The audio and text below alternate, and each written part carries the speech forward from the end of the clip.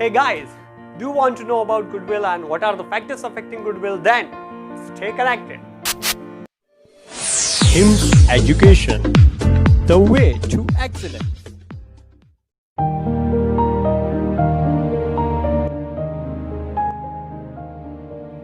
Hello friends, welcome to Hims education, the way to excellence. आज के इस video के अंदर हम लोग बात करेंगे कि what is the meaning of goodwill and what are the factors which will affect the valuation of goodwill. Goodwill को ऐसे कितने फैक्टर्स हैं जो अफेक्ट करते हैं जिससे उसकी वैल्यू प्लस माइनस हो सकती है। So let's understand this aspects slowly and steadily along with hymns education because it is the way to excellence. सबसे पहले समझते हैं कि what is the meaning of goodwill.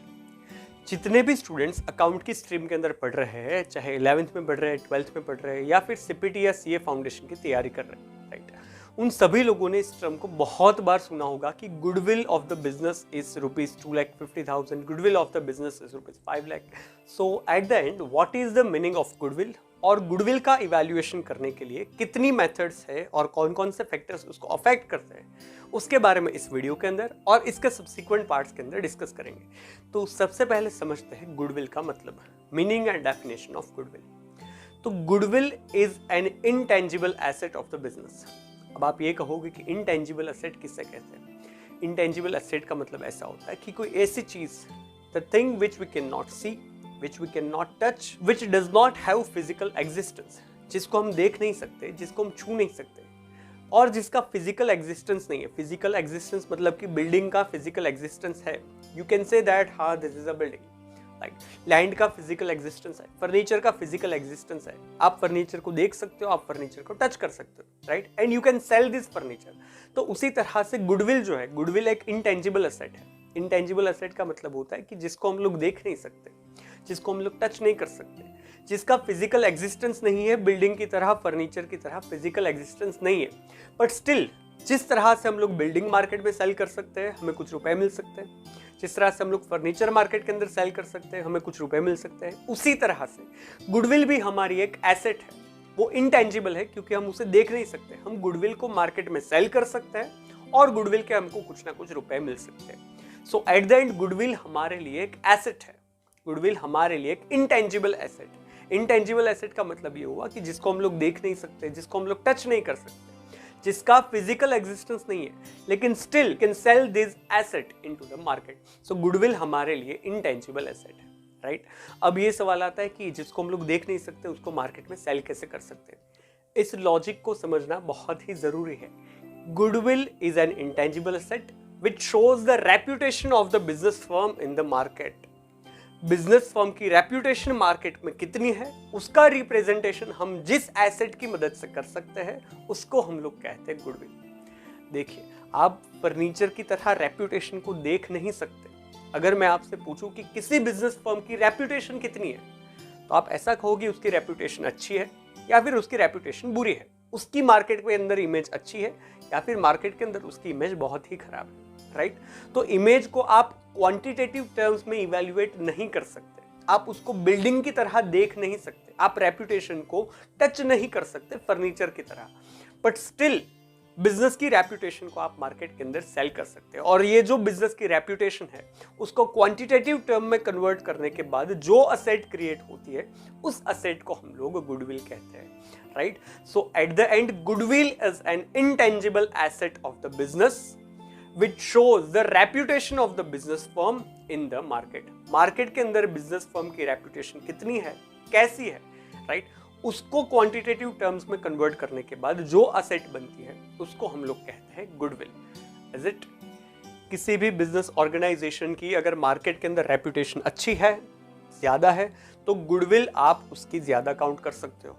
और उसी तरह से किसी बिजनेस ऑर्गेनाइजेशन की मार्केट के अंदर इमेज बहुत ही खराब है तो उसको हम लोग कहेंगे कि उस बिजनेस की गुडविल की वैल्यू बहुत कम है, राइट। अब सवाल ये आता है कि मार्केट की जो इमेज है, मार्केट की जो रेप्यूटेशन है, उसको इवैल्यूएट करने का बेस कौन सा है।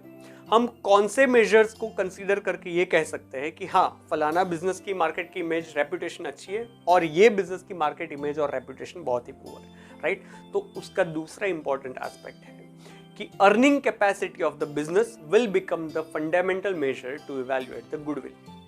किसी भी बिजनेस ऑर्गेनाइजेशन की प्रॉफिट अर्निंग कैपेसिटी कितनी है, उसके बेसिस के ऊपर से हम लोग गुडविल का इवैल्यूएशन करेंगे। अगर किसी ऑर्गेनाइजेशन की प्रॉफिट को अर्न करने की कैपेसिटी ज्यादा है तो उसका मतलब ये हुआ कि उस बिजनेस की गुडविल ज्यादा आएगी, उस बिजनेस की इंटेंजिबल एसेट की, मार्केट की रेपुटेशन की वैल्यू कंपैरेटिवली ज्यादा होगी, राइट।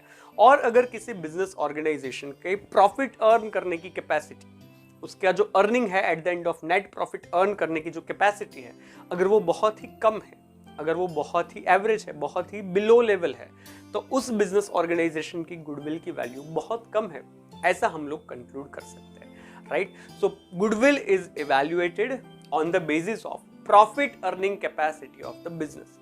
किसी भी बिजनेस की प्रॉफिट अर्निंग कैपेसिटी कितनी है, उसके बेसिस के ऊपर से गुडविल का इवैल्यूएशन किया जाएगा।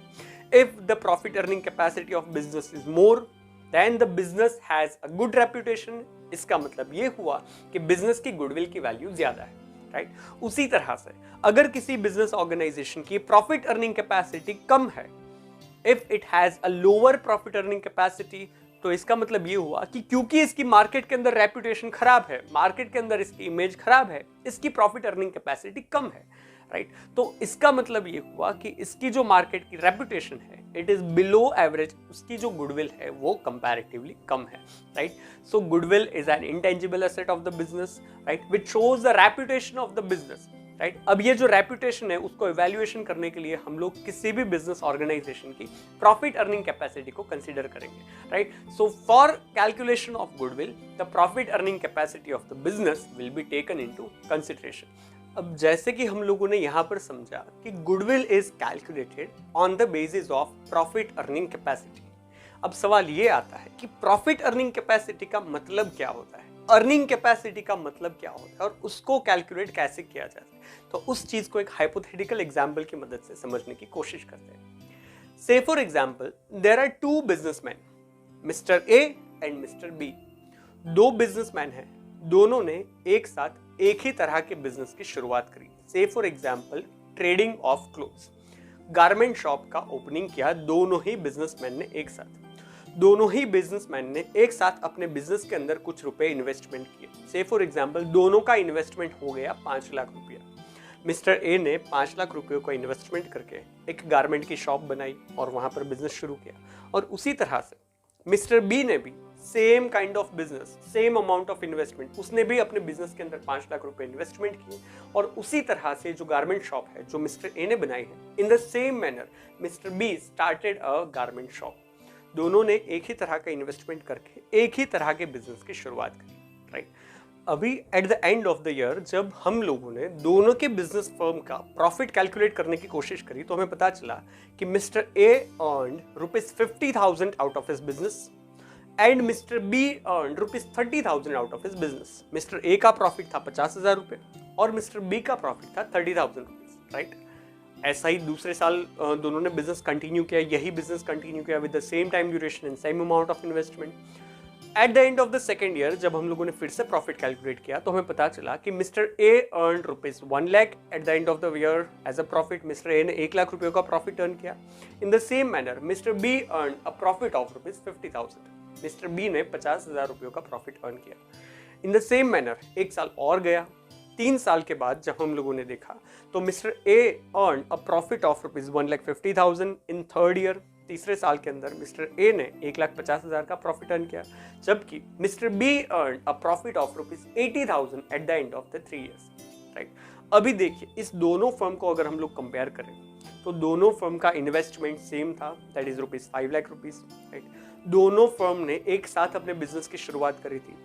दोनों फर्म ने एक ही किस्म के बिजनेस की शुरुआत करी थी, that is trading of clothes. दोनों ने गारमेंट शॉप लगाई थी, राइट।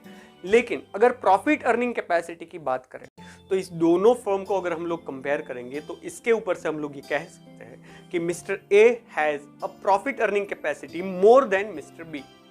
मिस्टर ए और मिस्टर बी एक ही तरह का बिजनेस कर रहे हैं, एक ही तरह की अमाउंट इन्वेस्ट कर रहे हैं, लेकिन फिर भी जिस बिजनेस में से मिस्टर ए ज्यादा प्रॉफिट अर्न कर सकते हैं उसी बिजनेस में से उसी अमाउंट के साथ Mister B is able to earn less amount of profit. तो मिस्टर ए अगर ये ज्यादा प्रॉफिट अर्न कर रहे हैं that is because of the goodwill of the business. ये जो ज्यादा प्रॉफिट अर्न करने की कैपेसिटी मिस्टर ए के पास है, that is obviously because of goodwill, that is because of goodwill, right. So इसे हम लोग कहते हैं प्रॉफिट अर्निंग कैपेसिटी। तो इसका मतलब ये हुआ कि if any firm has a profit earning capacity more then the common firms, अगर उसी तरह के बिजनेस करने वाली और जो बिजनेस ऑर्गेनाइजेशन है उसकी कंपैरिजन में कोई एक बिजनेस ऑर्गेनाइजेशन ज्यादा प्रॉफिट अर्न कर सकता है, तो उस बिजनेस ऑर्गेनाइजेशन की गुडविल ज्यादा है, ऐसा हम लोग कह सकते हैं, राइट। तो इसका मतलब ये हुआ कि कोई भी ऑर्गेनाइजेशन वो जो बिजनेस कर रहा है उसी तरह के बिजनेस करने वाली और फर्म्स की कंपैरिजन में ज्यादा प्रॉफिट अर्न करने की कैपेसिटी रखता है, तो ये ज्यादा प्रॉफिट अर्न करने की कैपेसिटी वो सिर्फ और सिर्फ उसकी रेप्यूटेशन की वजह से हो सकती है, वो सिर्फ और सिर्फ उसकी मार्केट की इमेज की वजह से हो सकती है, राइट। सो रेप्यूटेशन और image of the business is known as goodwill, right. तो इस पूरी लिंक को अगर हम लोग कनेक्ट करने को जाए तो हमें ये पता चल सकता है कि कोई भी ऑर्गेनाइजेशन जब प्रॉफिट अर्न करेगा और अगर ये प्रॉफिट का मैग्नीट्यूड अदर फर्म्स के प्रॉफिट के मैग्नीट्यूड से ज्यादा होगा, तो ये ज्यादा क्यों होगा? बिकॉज ऑफ इमेज और रेप्यूटेशन ऑफ द बिजनेस। ये इमेज और रेप्यूटेशन ऑफ द बिजनेस को क्वांटिटेटिव टर्म्स में कन्वर्ट करने के बाद जो इंटेंजिबल एसेट क्रिएट होती है, उस इंटेंजिबल एसेट को हम लोग कहते हैं गुडविल। सो इन नटशेल कि goodwill is N intangible asset of the business, right. क्योंकि हम लोग इसको टच नहीं कर सकते, इसको देख नहीं सकते, इसका फिजिकल एग्जिस्टेंस नहीं है, right. It is a kind of asset which shows the reputation or image of the business. ये intangible asset ऐसी है जो बिजनेस की इमेज या रेपुटेशन को रिप्रेजेंट करती है। मार्केट के अंदर बिजनेस की इमेज कैसी है, रेपुटेशन कैसी है, उसको रिप्रेजेंट करती है, राइट। अगर बिजनेस की मार्केट के अंदर रेपुटेशन ज्यादा रहेगी तो उस बिजनेस की प्रॉफिट अर्निंग कैपेसिटी ज्यादा होगी as compare to the same business doing organisations, right. और उसी तरह से अगर किसी ऑर्गेनाइजेशन की मार्केट के अंदर इमेज या रेपुटेशन कम होगी तो उसकी प्रॉफिट अर्निंग कैपेसिटी कम होगी as compared to the same business doing organisations, right. So at the end goodwill is calculated on the basis of profit earning capacity of the business, right. If any firm is able to earn more profit as compared to similar organization, then we can say that this more profit is earned because of goodwill. So it was all about meaning and definition of goodwill. अगर इसी चीज को real life example की मदद से समझने की कोशिश करें तो हम लोग ये कह सकते हैं कि as compare to Redmi mobile phone, Redmi brand के जो मोबाइल फोन है उसकी कंपैरिजन में सैमसंग ब्रांड के मोबाइल फोन की गुडविल ज्यादा है। क्यों? क्योंकि जो मोबाइल फोन, जो कॉन्फ़िगरेशन रेडमी मोबाइल फोन 15,000 रुपए में से फॉर एग्जाम्पल प्रोवाइड करता है, the same features, the same configuration will be provided by Samsung at a higher price, say for example it is 28,000 और 30,000 and still customers are willing to purchase Samsung mobile phone, right. जो product market के अंदर कोई एक company 15,000 में दे रही है, वही प्रोडक्ट, वही कॉन्फ़िगरेशन वाली प्रोडक्ट, वही फीचर्स वाली प्रोडक्ट कोई और कंपनी 15,000 से ज्यादा प्राइस के अंदर सेल करती है, right? The firm Samsung is able to sell the same product at higher prices in the market, that is 28,000 rupees. So ये जो हाई प्राइस पर सेल करने की कैपेसिटी है वो सैमसंग को मिलती है because of its brand, because of its image, because of its goodwill, right. उसी तरह से अगर सैमसंग की कंपैरिजन हम लोग एप्पल के आईफोन के साथ करने जाए तो in comparison of Samsung Apple iPhone की गुडविल कंपैरेटिवली ज्यादा है, राइट। इसी चीज को अगर हम लोग ऑटोमोबाइल इंडस्ट्री के अंदर अप्लाई करें तो मारुति के कंपैरिजन में ऑडी की जो प्राइस है वो कंपैरेटिवली ज्यादा होगी। In the same manner Audi के कंपैरिजन में लैम्बोर्गिनी, उसकी गुडविल ज्यादा है, तो Lamborghini will be able to sell a car at a higher price as compared to Audi, right. That is because of goodwill. इसी चीज को अगर हम लोग फास्ट फूड की इंडस्ट्री में देखने जाए तो एक कॉमन रेडी वाला है जो वड़ा पाव मार्केट के अंदर सेल करता है, he will be able to sell his product at a price of 25 to 30 rupees, right. Market के अंदर वो अपनी प्रोडक्ट 25 या 30 रुपए के अंदर सेल कर सकते हैं। लेकिन वही चीज अगर आप लोग मैकडोनल्ड्स के अंदर जाओगे तो McDonald's people will be able to sell the same product at a price of 100 और 125। तो जिस प्रोडक्ट के लिए कहीं पर कोई कस्टमर 25 रुपीज पे करने को तैयार है, वही प्रोडक्ट के लिए वही कस्टमर मैकडोनल्ड्स के अंदर जाकर के 125 रुपए पे करने के लिए तैयार है। तो मैकडोनल्ड्स की प्रॉफिट अर्निंग कैपेसिटी वो जो कॉमन मैन है, जो रेडी वाला है, उसके कंपैरिजन में ज्यादा है। That is because of the goodwill of the organisation, right? So at the end, goodwill is an intangible asset of the business which shows the reputation of the business. और अगर हम लोग बैलेंस शीट की बात करें, right, तो balance sheet के अंदर गुडविल को एसेट साइड लिखा जाता है under the head of non current asset, under the head of intangible asset.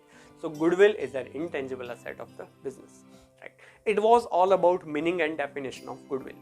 Now let us discuss कि what are the factors which will affect the valuation of goodwill. ऐसे कौन-कौन से factors हैं जिसकी वजह से business की goodwill चाहे ज़्यादा हो सकती है और जिसकी वजह से business की goodwill कम हो सकती है. ऐसे कौन-कौन से factor है जिसकी वजह से business की profit earning capacity ज़्यादा हो सकती है और profit earning capacity कम हो सकती है, right? The first factor is nature of business, right? आप किस किस्म का business कर रहे हैं, that will determine the value of your goodwill.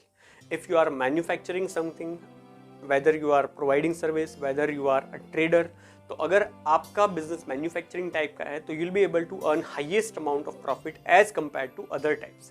अगर आप trader हो तो you'll be able to earn less amount of profit as compared to other types, right? So what kind of business are you doing, that will determine the value of your goodwill, right? Second factor which will affect the valuation of goodwill is location of business. अगर आपका business किसी पोश area के अंदर है, अगर market के centre point के अंदर है कि जहां पर बहुत सारे कस्टमर्स आते जाते रहते हैं, तो उसकी गुडविल कंपैरेटिवली ज्यादा होगी as compare to those business which are not available in to the market place, जो मार्केट प्लेस के दूर है, राइट? अगर आप कोई रनिंग बिजनेस मार्केट के अंदर सेल करना चाहते हो तो मेन मार्केट के अंदर अगर आपका बिजनेस रहेगा तो आप उस बिजनेस को आपकी जितनी भी एसेट्स है उसके कई ज्यादा दाम के अंदर किसी को सेल कर सकते हो.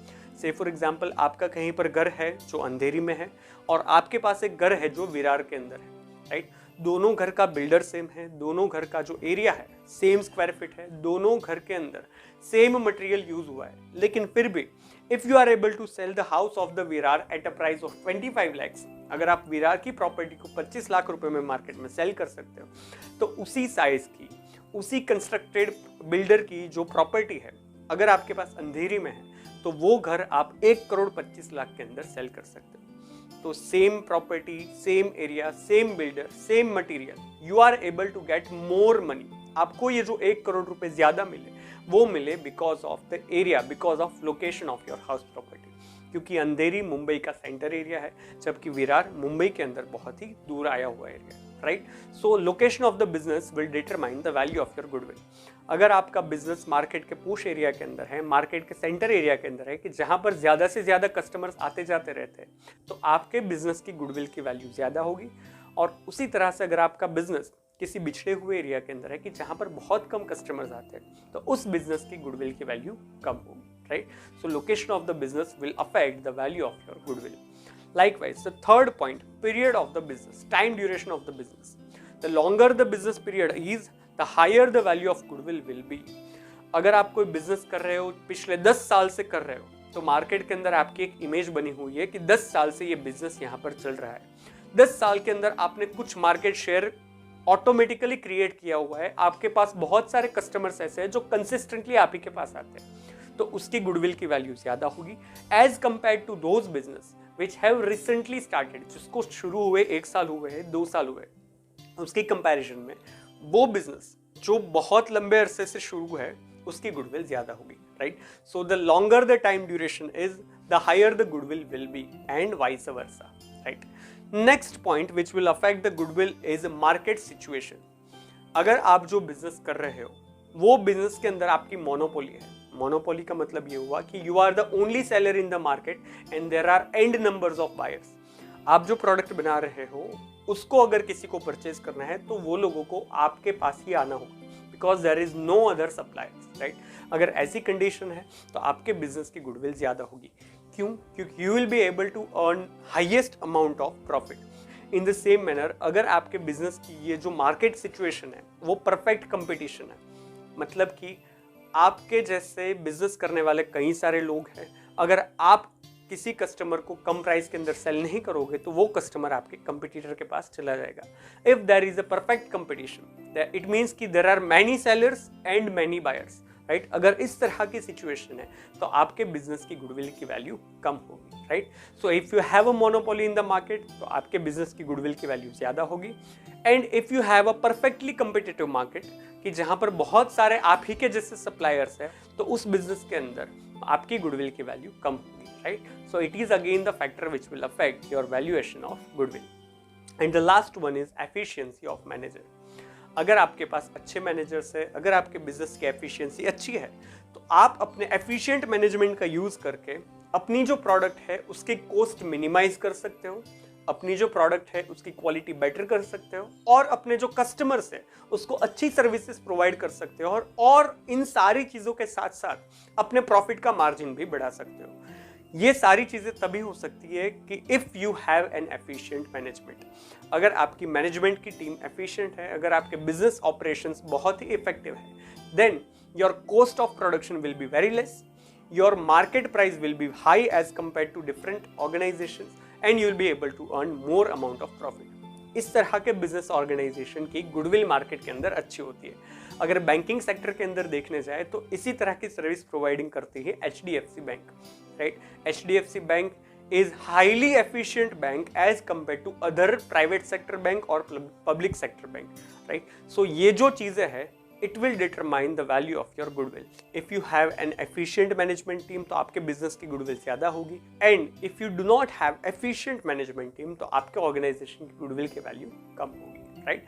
So it was all about the factors affecting value of goodwill. There are few factors which affect the value of goodwill either positively or negatively, right? So आज के इस वीडियो को अगर हम लोग सब अप करने को चाहे तो आज हम लोगों ने देखा कि what is the meaning of goodwill and what are the factors affecting valuation of goodwill.